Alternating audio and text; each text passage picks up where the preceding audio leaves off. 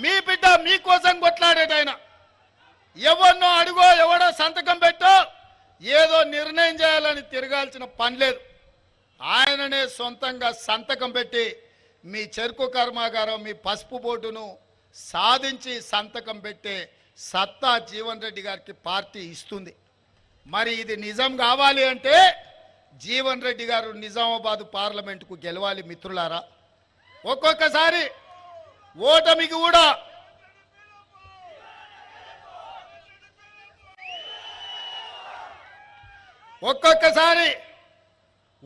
కూడా గెలుపులకు పునాదులేస్తాయి. నేనే ఉదాహరణ. 2018 డిసెంబర్లో నా మీద కక్ష కట్టి నా మీద పగబట్టి అర్ధరాత్రి నా ఇంటి తలుపులు బద్దలు కొట్టి వేలాది మంది పోలీసులను పెట్టి చంద్రశేఖరరావు అర్ధరాత్రి పూట నన్ను కిడ్నాప్ చేశాడు. ఆ దెబ్బ కోర్టులో కేసేస్తే కలెక్టర్ అదేవిధంగా జిల్లా ఎస్పీ సస్పెండ్ అయ్యారు.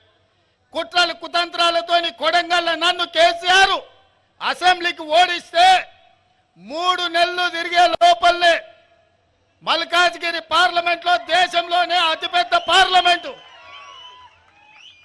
నరేంద్ర మోడీ అమిత్ షా పార్లమెంట్లు కలిపితే ఎన్ని ఓట్లుంటాయో అంతకంటే ఎక్కువ ఓట్లు 35 లక్షల ఓట్లుండే మల్కాజ్గిరి పార్లమెంట్లో రాహుల్ గాంధీ నన్ను పార్లమెంటుకు నించోబెట్టాడు. 3000 పోలింగ్ బూతులు ఉన్నాయి.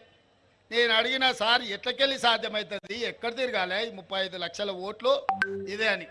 రాహుల్ గాంధీ గారు నాకు ఓ మాట చెప్పారు. రాష్ట్రం 4 కోట్ల మంది ప్రజలు చూశారు. పోలీసుల చేత నిర్బంధించి నీ తలుపులు బద్దలు కొట్టి నిన్ను ఓడగొట్టినరు. ప్రజలు నిన్ను వదులుకోవాలనుకుంటలేరు. ప్రశ్నించే గొంతుగా తెలంగాణ రాష్ట్ర ప్రజలకు అండగా ఉండాలి. నిన్ను గెలిపిస్తారు, నువ్వు పోయి పోటీ చేయిపో అని వారు ఆదేశించిండ్రు. నేను శిరస వహించిన.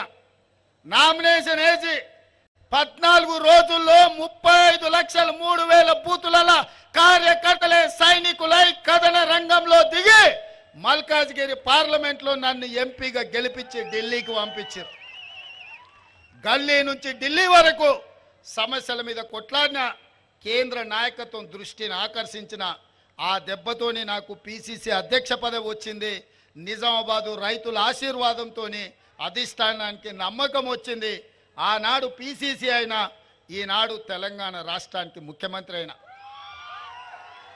ఒకవేళ 2018 డిసెంబర్లో ఎమ్మెల్యేగా ఓడకపోయినుంటే ఎమ్మెల్యే గెలిస్తే ఈయన్నే మడుగులో చంద్రశేఖరరావుతో కొట్లాడుకుంటూ ఈయన్నే ఉండిపోతుంటేనేమో.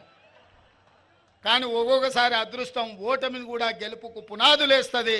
2018 ఓటమి 2023 డిసెంబర్లో ముఖ్యమంత్రి కావడానికి ఉపయోగపడ్డది. మిత్రులారా, నేను ఎందుకు ఈ ఉదాహరణ చెప్తుంటా అంటే మొన్న జరిగిన ఎన్నికల్లో జీవనాన్న ఎమ్మెల్యే ఓడిపోయింది దురదృష్టం కాదు, అదృష్టమే. ఈరోజు మీకు ఎంపీగా వచ్చి ఎంపీగా గెలిచి